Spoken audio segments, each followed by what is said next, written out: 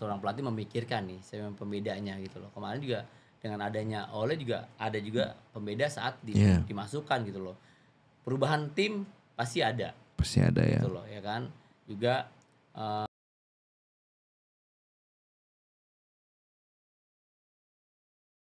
halo sahabat Bicara Bola, kembali lagi bersama saya Alfonsus Kelvan di channel Bicara Bola. Senang sekali bisa menyapa kembali nih sahabat Bicara Bola semuanya dimanapun kalian berada. Oke sahabat Bicara Bola, hari ini juga saya akan bicara seputar sepak bola nasional dan membahas tentang bagaimana Indonesia melawan Saudi Arabia kemarin, dan juga kita akan menyinggung sedikit tentang pertandingan melawan Irak nantinya. Saya juga nggak sendirian, hari ini saya ditemani senior saya, legend juga. Kita langsung sapa aja ya dia. Halo Bang Akmal, apa kabar? Alhamdulillah baik, Bang Alfonso, sehat. Kayaknya chemistry gue udah dapet nih kayaknya. Ya kan, kalau sama-sama dia goalkeeper, gue main Pemain belakang ya? Main belakang biasanya tuh udah nyambung tuh, nggak jauh beda sama gelandang kan. Ya kan? Jadi chemistry udah nyambung nih ya kan. Apalagi kalau bahasanya Bang Al tuh membuat gue kayaknya semakin meresapi. Ngelatih Bang hari ini enggak? Hari ini ntar ngelatih, hari Jumat nanti kita udah mulai persiapan buat Liga Top Score lah. Oh Liga Top Score? Liga Top Score sama yang awal untuk pra itu untuk di Top Soccer dulu. Kategori U13, 14, 15 sama 16. Oke. Terus itu di Bina Banua Bang ya? Di Bina Banua sekarang ya ngurus akademi aja lah.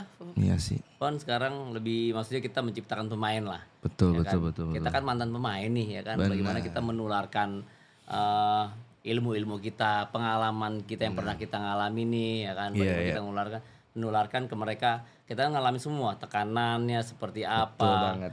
Ya kan dulu lebih parah ya, sekarang kan masih enak, sekarang udah enak. Kalau dulu kan tahu sendiri pelatih. Iya. Ya kan kebun binatang semua diomongin. Kalau sekarang kan ya kamu ya. Oke Bang, kita langsung aja nih. Waktu kekalahan Indonesia Arab Saudi itu Patrick Kluivert itu udah bilang, wah pemain saya ini udah bertarung layaknya singa nih Bang, katanya kan. Nah kemudian bagaimana nih cara Abang melihat dan tanggapan Abang tentang pertandingan kemarin?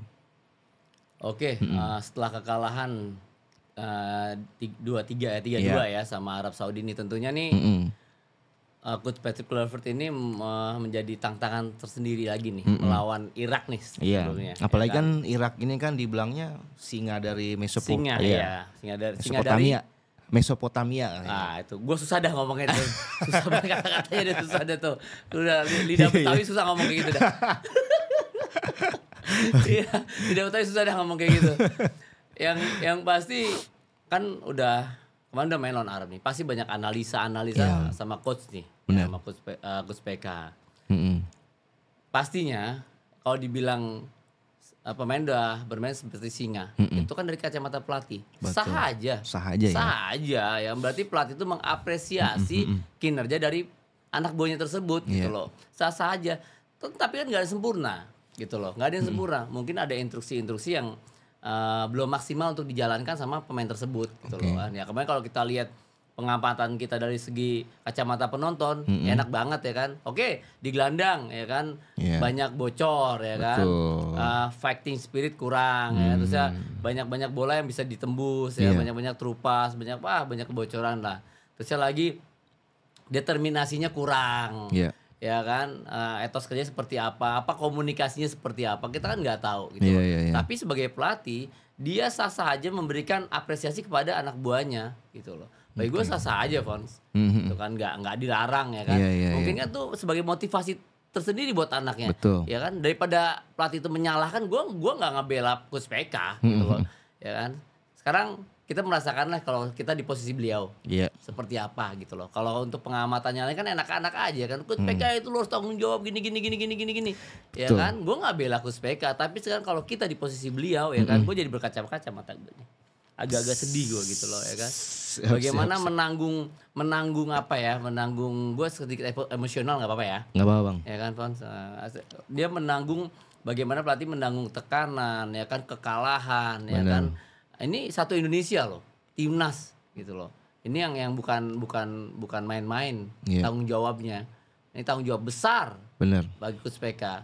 Dan bagi gue ya dia bagaimana ya gue sepakat aja sih apresiasi gue untuk Coach PK, dia memberikan motivasi pemainnya udah bermain seperti singa. Gitu. Ya mudah-mudahan pemain itu kan nambah lagi. Motivasi daripada pemain itu disalah-salahkan ya kan. Kalau dulu kan kita banyak disalahkan kan. Ya kan apalagi kiper salah, wah itu pon pemain ini ya kan.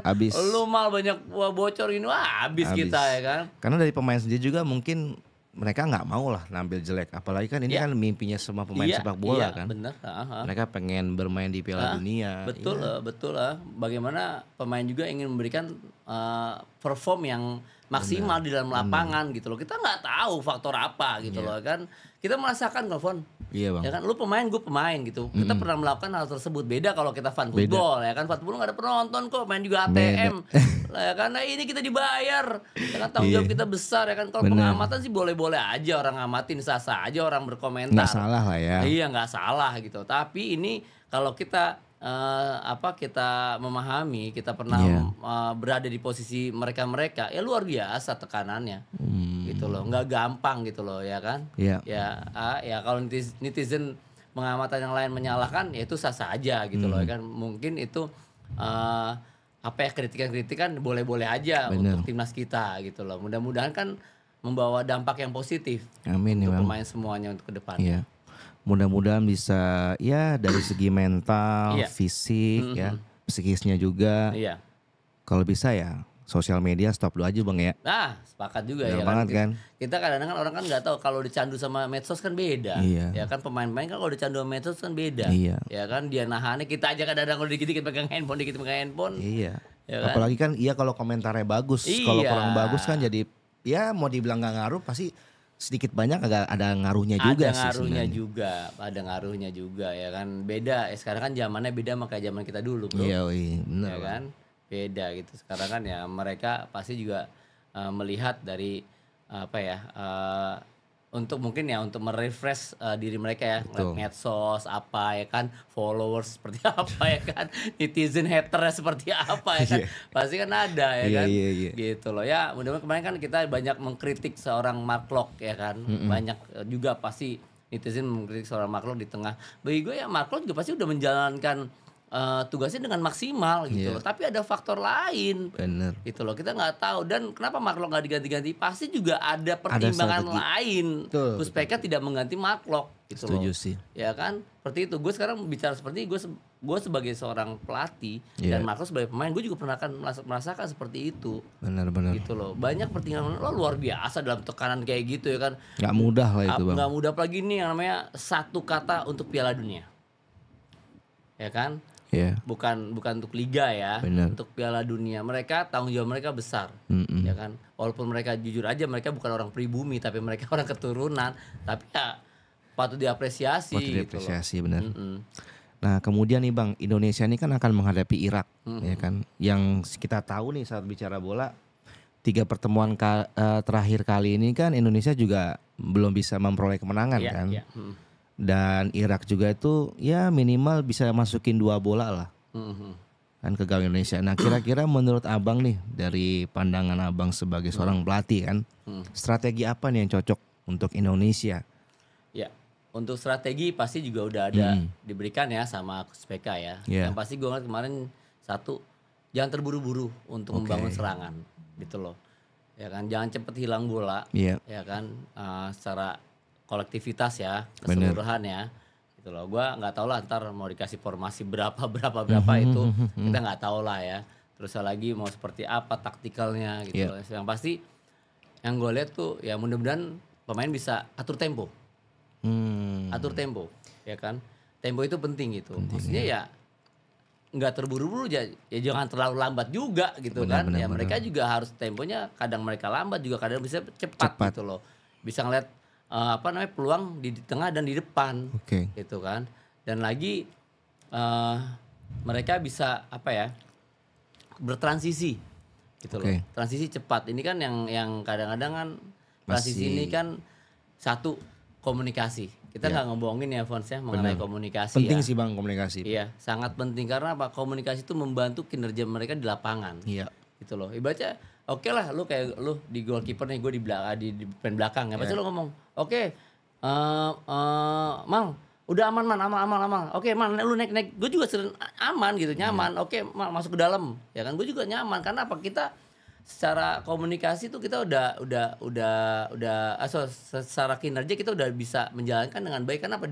Bukan diatur ya, itu dikomunikasikan dari teman gitu loh. Bukan ngatur-ngatur. Gue selalu memberikan juga instruksi sama pemain-pemain ya, pemain muda sekarang ya. Bener. Biasa komunikasi.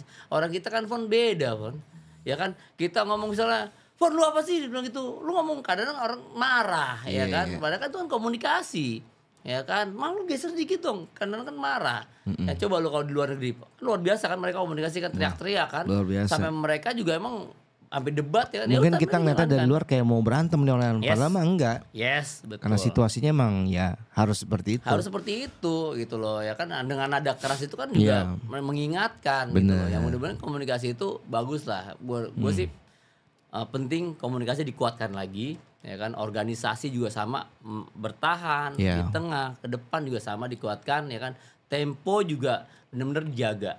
Itu aja sih ya kan, nanti taktiknya seperti apa, terus lagi formasi seperti apa, itu sih urusan pelatih. Oke. Gitu. Kita melihat ya ibaratnya ya mudah-mudahan bisa jalankan seperti itu mereka gitu loh. Walaupun nggak konsisten gitu loh, tapi bisa jalankan dengan maksimal.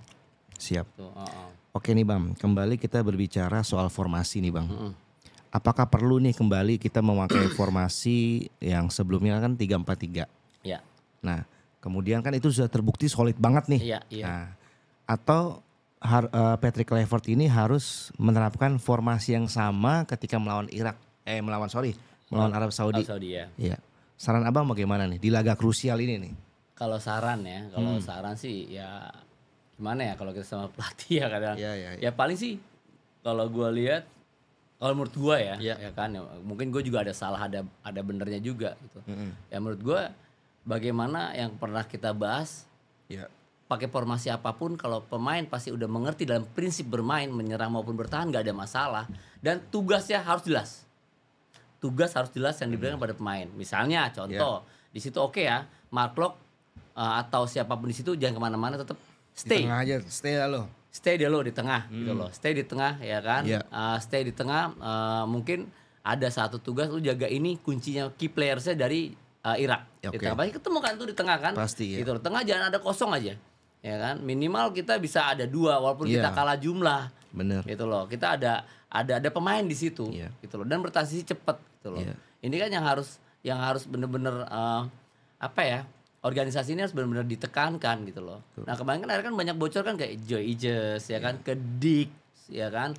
Akhirnya mereka dapat kartu, mereka menutupi dari gelandang ya mau nggak mau. Karena emang ada jarak kan antara belakang sama gelandang terlalu jauh. Betul, jadi ketika second ball hilang di tengah, mau nggak mau langsung berhadapan sama si Joe Iges kan. Betul. Dan satu penting, ruang antar lininya benar-benar dijaga gitu loh. Ruang antar lininya nih ya, mereka bukan pemain kemarin sore bro. Ya kan mereka udah banyak pemain di di liga-liga di luar negeri kan, iya gitu sih, kan. Pasti mereka mengerti lah gitu. Tapi ya perlu yang namanya pelatih kan mengingatkan terus gitu loh, mengulang-ulang terus nih ya kan ke mereka gitu kan, seperti apa. Satu ya tugas harus bener, harus jelas lah di situ siapa-siapa aja, organisasi harus rapi gitu loh kan. Terus lagi tempo, jarak antar lininya harus dijaga gitu loh. Ya, terus kerja juga sama, tengahnya ya benar-benar fight. Harus fight ya. Gua nggak tahu nih Verdong bisa main apa kagak nih. Iya sih. Nah, ngomongin soal pemain nih Bang ya. Kira-kira siapa aja nih yang harus diturunkan dari versi Abang deh? Apakah Abang pemain belakang kan ya? Apa emang harus balik ke pakemnya dulu yang ada si Rido, ada si Hapner ya kan, ada Jaides, ada si siapa Ferrari ya. Atau mungkin Arhan perlu dipanggil lagi nggak nih Bang? Jangan, Arhan lagi ngurus-ngurus. Oh lagi ngurus ya? Lagi ngurus Arhan, bener, lagi repot dah kayaknya. Lagi repot ya. Oke. Ya kalau untuk pemain tersendiri sih ya sekarang bisa dimaksimalkan, yang kalau emang sekarang yang ada ya bisa dimaksimalkan yang ada ya. Bagi gue sih tinggal sekarang balik lagi bagaimana pelatih itu memberikan instruksi yang jelas kepada pemainnya. Gitu loh. Dan gini, sekarang pakai formasi misalnya 3-4-3 apa balik lagi ke 4-2-3-1 ya kan. Kemarin kan sempat gue bahas tuh di belakang ya, mungkin mau ada Jay Iches atau sama Dix ya kan. Di kirinya kemarin siapa? Di kirinya Dan James ya kan. Ya, Dan James. Terus di kanannya kalau gue lebih ke Ferrari, ke Rizky Ridho. Iya. Ya kan, karena apa? Gue sebagai pemain belakang, ini nih kunci suatu pertahanan gitu loh. Mereka yang punya jiwa untuk defensif itu tuh yang penting gitu loh. Ya kan? Defensif itu yang penting gitu. Taruhlah 60-40 mereka untuk menyerang ya. Tapi kan juga ada strategi lain. Di depan kan juga pasti ada pemain yang lebih cepat lagi, ada pemain yang lebih ahlinya buat untuk menyerang. Iya. Gitu kan, di pertahanan siapa lagi nih gitu loh. Ini soalnya gue pernah kemarin nonton lawan Irak di Jakarta ya kan, di mana di Senayan. Itu kan kalah 2-0 ya kalau nggak salah ya. Dia dapat penalti malahan yang bolanya dia bolanya tinggi. Itu kan juga harus perlu waspadai. Mereka main di kita aja lebih ofensif kok, mau lagi menguasai. Benar. Ya kan, ini yang harus benar-benar diantisipasi lah. Gitu loh. Nah, udah di tengahnya siapa nih tengahnya? Kalau gue sih tengahnya pemain yang bener-bener punya fight lah di situ. Fighting spiritnya bener-bener mereka nggak capek. Mungkin ya siapa ya di situ ya kemana? Kalau gue sih Lili Pali sih bang, bisa dicoba sih. Bisa juga nggak apa-apa, Lili Vali bisa dicoba di situ ya kan. Perlu Marcelino panggil lagi sih kalau saya sih ya. Nah itu kan juga kan bisa juga pertimbangan mau panggil lagi, boleh-boleh aja mungkin sih ya kan. Mungkin setelah dia nggak dipanggil ini, dia menonton pertandingan kemarin, mungkin ada motivasi yang lebih. Ada motivasi, yes. Dia pengen, ini saat saya buktiin nih. Nah gitu gue merasakan kayak gitu juga tuh. Iya bang. Gue pernah merasakan gitu. Sama, dulu saat gue cadangan kan, gue di atas kan. Ya apalagi kan? Gak pakai baju kan. Iya gak pakai baju. Semangatnya ya kan? Gede banget. Bukan gak pakai lagi, di hotel. Di rumah. Ya kan. Kalau kita lu masih di atas ya kan. Pas teman kita kena kartu, kita besok main, ya kita motivasi lagi menunjukkan kan. Gue sepakat. Benar. Karena gue merasakan pernah kayak gitu, ngalamin kayak gitu, gue sepakat, nggak masalah gitu loh. Apalagi mungkin dia kebugaran dia beda. Karena emang saya lihat dia juga beberapa kali di postingan dia kayaknya jaga kondisinya cukup oke lah. Iya. Si Marcelino ini kan. Iya, sangat mengharapkan lah ya, mudah-mudahan itu menjadi suatu keberkahan ya untuk timnas ya, kita nggak tahu lah ya, yang penting maksimalkan pemain yang ada. Dan ya Marcelino dipanggil lagi nggak ada masalah juga. Nggak ada masalah juga sih. Dia kan di ini bukan karena cedera kan, dipanggil bukan karena cedera. Karena mungkin ada perubahan strategi aja dari pelatih kan. Betul. Iya sih boleh juga sih Fons, beneran. Iya. Seru tuh bang, pasti kan? Bang. Seru banget ya kan, apalagi ya Marcelino oke lah mungkin mendapatkan instruksi ada sedikit pembicaraan khusus buat beliau kan dari SPK kan. Ya kita doain aja lah kan. Ini berarti kita masih ada jeda 3 hari nih ya. Berarti main hari Minggu tanggal 12. Tapi yang saya dengar tuh kayaknya udah nggak bisa sih bang. Udah fix yang didatari kan cuma 30 pemain kan. Ya. Nggak bisa nih, balik lagi panggilnya nggak bisa, terbang sana nggak bisa. Nggak bisa karena udah fix pendaftaran kayaknya. Itu ya. Ada 30. Ya siapa tahu ada keajaiban ya kan. Itu dia sebetulnya keajaiban ya kan. Benar. Iya, terusnya di depannya ini kan enggak tahu Oleh bisa main. Oleh bisa main, insya Allah sih kayaknya. Nah, melihat pertandingan main lawan Saudi kan kayaknya bisa lah. Iya, perubahan besar. Gua kemarin lihat banyak perubahan lah Oleh bisa main di di depan ya, dimainin lagi ya. Oleh juga punya motivasi tersendiri ya. Bener. Mungkin lebih lebih on fire lah. Ya kan, lebih on fire, dia lama cedera nggak main cedera ya kan. Gatal juga kayaknya. Oh gatal banget ya kan, kita gatal ya kan kalau nggak main. Oke bang, kita ngopi dulu kayak ini bang. Oke, kita ngopi. Kopi Wang Mas, seruhan Mas. Semangat merah putih. Oke. Jangan lupa nanti nonton Indonesia on Irak, kopinya Wang Mas ya kan. Biar nggak tidur. Iya, biar kagak ngantuk malam nih. Kopi ini juga siapin juga nih, Aku Vivanya. Jangan lupa. Jangan lupa air putih lah. Iya kan? Benar, air putih juga penting. Air putih penting. Jangan yang lain air putihnya. Ciu lagi ntar. Oke bang. Ampun ketawa. Balik lagi nih bang ya. Nah seperti yang kita tahu nih sahabat bicara bola, Irak kan sudah dilatih sama Graham Arnold. Ya memang sedikit berbeda dibanding pelatih sebelumnya. Arnold ini kelihatan dia lebih pragmatis.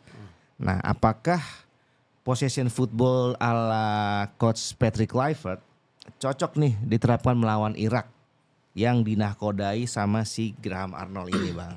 Ya, positionnya ini seperti apa? Ya, positionnya kan banyak nih bentuk-bentuk positionnya, ya kan? Ya kalau dia posisinya lebih progresif ke depan, bahaya banget kan. Berarti apa? Tadi jarak antara ini kita harus rapet, harus dikuatkan gitu loh. Pergeseran ini harus lebih apa maksudnya ya?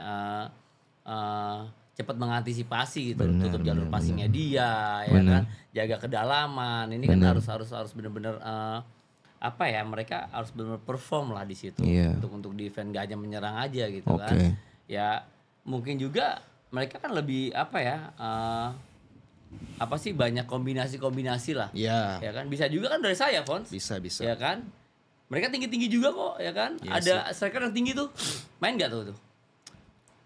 Kayaknya main dia bang, full team kayaknya. Bisa juga full team. Iya. Yang tinggi itu kan juga bahaya juga kalau mereka main bola crossing ya kan. Bener. Itu kan ya di Rizky Ridho aja kemarin kan sampai banyak apa namanya, full body contact sama dia kan, kalah juga kan. Iya bang. Ya kan, ini yang harus diwaspadai. Bagi gue itu aja sih, pemain itu apa ya, maksudnya mereka tutup organisasi mereka bagus, ya kan, dan dapat syuting. Kemarin kan syuting yang pertama kan akhirnya bagus kan banget, telat, ya kan. Jadi Ices datang tapi balik badan ditekuk sama si siapa yang mana cetak gol dari Arab Saudi, syuting selesai, wassalam. Ya itu dia gitu loh. Maksudnya tengahnya juga jangan terpancing, kadang-kadang gini.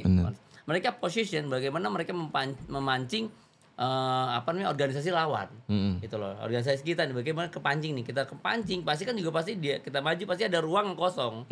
Nah itulah dimanfaatkan sama tim Irak gitu loh. Position itu kan banyak, tadi gue bilang kan bentuknya banyak gitu. Ada juga progresif, mereka memancing tapi mereka position, tapi mereka cari true pass. Dengan kita telat untuk menutup kedalaman atau untuk jarak antar lini, mereka true pass, selesai. Mungkin simpelnya ya, kadang saya juga sama kayak abang kan, saya belajar ngelatih juga kan. Paling kalau saya ngomong ke anak-anak didik saya itu, ketika kalian hilang bola, udah shape ke dalam, rapat ke dalam. Tapi kalau hilang sudah punya bola, ya buka aja seperlunya. Betul. Sama-sama gitu. Naik sama-sama, turun sama-sama. Betul lah. Simpelnya sih kayak kalau dari saya bang. Betul. Seperti gitu ya. Sekarang kan bisa menyesuaikan. Menyesuaikan, bisa dikondisikan bagaimana saat mereka hilang bola, mereka bisa compact, ya mereka compact cepatnya, tapi mereka bisa rebut 1 lawan 1, ya mereka harus rebut juga di situ gitu loh. Ya kan, harus yang ada chasing ball-nya. Yang terdekat sama lawan mengambil bola, ambil dulu gitu loh. Yang lain kan bisa cover gitu kan. Ya kalau kita bicara masalah ini kan, ini timnas loh. Gitu loh. Ini mereka pasti udah pada mengerti prinsip dari bermain. Benar. Tuh. Nah bang, saat bertahan strategi apa nih yang sebaiknya dipasang atau dipakai untuk meladeni Irak nanti nih bang? Ya mereka lebih, tadi gue bilang, balik lagi, organisasi compact defense-nya harus compact defense kuat. Antar lini itu bang ya? Antar lini udah pasti. Antar lini itu harus kuat gitu loh. Dan ya komunikasi gitu loh kan. Komunikasi ini juga harus ya dibarengin juga dengan komunikasi. Tidak hanya mereka compact tapi gak ada komunikasi gitu. Komunikasi bagaimana, mungkin ya ada yang loose posisi, ya kan, mereka ada yang ada kejauhan, ini kan harus dipanggil dan harus ada yang mengganti, rotasi, gitu loh. Ya kan, ini dinamis ya, namanya sepak bola kan dinamis gitu. Iya sih bang. Gitu kan. Intinya mah optimis aja dah. Optimis aja. Kita nggak tahu apa yang pertandingan apa yang di permainan itu, kita nggak tahu seperti apa gitu loh. Ya kan, Irak pun juga pasti mengantisipasi juga. Ya kan, kita nggak tahu kayak apa Irak. Iya, karena di pertandingan terakhir kan, 3 pertemuan terakhir Indonesia juga itu sahabat bicara bola itu kesulitan banget nih membongkar pertahanan Irak sendiri. Pendekatan apa nih yang perlu dilakukan oleh Patty Kluivert untuk bisa memenangkan pertandingan melawan Irak nanti, bang? Satu pasti juga menginstruksikan pemain itu selalu dekat ya, jangan terlalu jauh-jauh karena pemain kan juga besar ya kan. Nah, main dari kaki ke kaki ya kan, position juga saling support ya kan, dan cepat pindah bolanya, saat udah kalah jumlah kita pindah bola, kita mengalihkan ke tempat yang lain, ini harus cepat juga gitu loh. Ya kan, betul. Ya kita kan pemain-pemain kita kan juga sekarang kan juga pegang bolanya juga bagus, jangan sampai kita pernah bahas teknik dasar jangan sampai hilang. Itu banget. Ya kan, teknik dasar kayak kontrol bola, akhirnya dengan kesalahan sendiri, first touch-nya ya kan, akhirnya kesalahan sendiri itu yang dimanfaatkan sama lawan. Betul juga sih. Ya kan, gitu. Second ball-nya juga bang ya. Iya, second ball-nya juga sama ya kan. Kita kan maaf ya, kalau kita sebagai pelaku, kita main bola pernah merasakan, pasti kita juga gue pernah rasakan gitu. Ya second ball-nya. Iya, saat kita juga second ball hilang, kayaknya kita balik lagi bola ke lawan-lawan terus gitu Van, ya kan. Ke dia lagi gitu loh. Gitu. Nah, kemudian nih bang, ada beberapa pemain timnas kita juga kan kemarin belum sempat diturunkan ya. Kayak ada Lili Pali dan lain-lain lah. Nah, siapa nih yang kira-kira bisa kita suggest lah, kita harapkan lah bisa diturunkan sebagai pembeda sendiri nih untuk melawan Irak nantinya. Pembeda sendiri ya untuk lawan Irak ya. Kira-kira siapa nih Bang? Nah kalau kita balik lagi ke apa ya, maksudnya full tim yang sebelumnya, nah, kayak Verdong ini bisa main nggak? Saya berharap sih dia sudah sembuh ya. Ya mudah-mudahan ya, namanya orang cedera juga baru sembuh ya. Benar. Cedera betis juga kan. Untuk persentase mainnya juga kan pasti berkurang. Ya 100%. Benar-benar beda lah. Beda ya. Ya kita juga yang namanya pembeda ya. Pembeda juga pasti seorang pelatih memikirkan nih siapa pembedanya gitu loh. Kemarin juga dengan adanya Ole juga ada juga pembeda saat dimasukkan gitu loh. Perubahan tim pasti ada. Pasti ada ya. Gitu loh ya kan. Juga Tom Hay, kita intinya gini, siapapun yang main yang penting lini tengah jangan seperti kemarin lagi, jangan sampai kalah. Gitu. Karena otak serangannya sendiri otak serangannya di tengah gitu loh. Mau otak serangan, mau di situ bertahan, mau menyerang kan di tengah. Bener. Semua. Pusatnya emang di tengah sih Bang. Pusatnya di tengah gitu loh, ya kan. Kita semuanya kebocoran ya udah, semuanya udah berantakan. Kita nyerang dari awal bagus ya kan, tengah kita dapat poin 1 akhirnya kebales ya kan. Itu kan juga kemarin udah pelajaran yang sangat penting. Bener, gitu, evaluasi yang sangat penting banget kemarin. Itu. Siap. Terakhir nih Bang, prediksi timnas nanti melawan Irak berapa Bang? Prediksi abang aja nih. Sahabat Bicara Bola pengen tahu nih. Ya gimana ya? Untuk timnas sendiri sih ya, ini harus ambil poin penuh ya. Harus menang lebih 1 apa gimana ya? Lebih ya. Ya kan jangan sampai kebobolan lagi. Ya kan? Okay. Oh iya dia 3-2 ya. 2-0 ya. Iya. Minimal 2 ya. Tadi lu bilang Fons, sebenarnya tadi keajaiban Fons. Ya gue tadi bilang bismillah. Iya.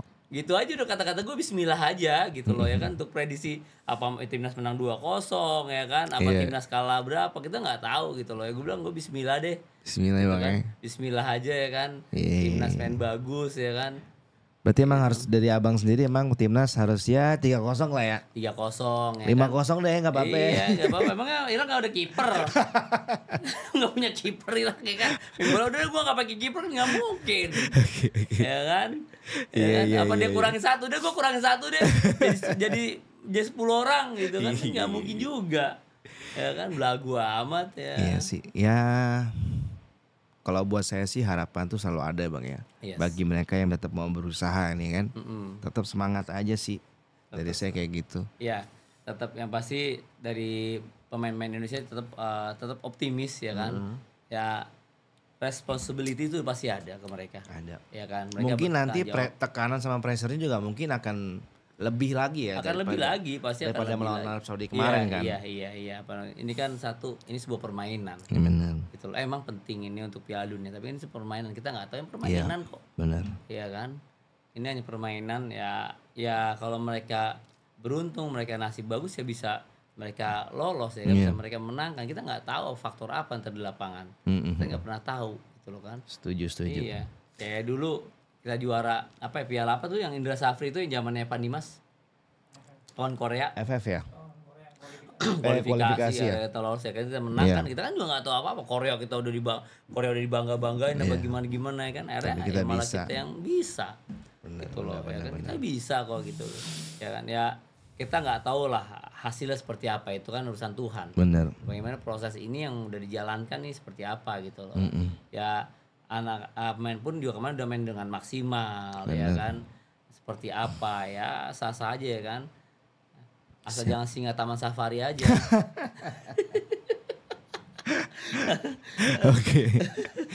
Oke Bang Akmal, terima kasih banyak. Siap. Sudah mau nemenin saya ngobrol-ngobrol santai prediksi tentang timnas Indonesia nanti melawan Irak.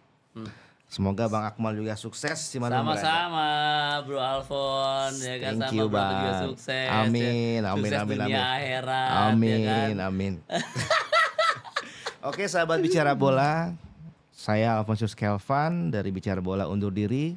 Jangan lupa untuk update selalu tentang sepak bola nasional hanya di channel Bicara Bola. Jangan lupa subscribe ya.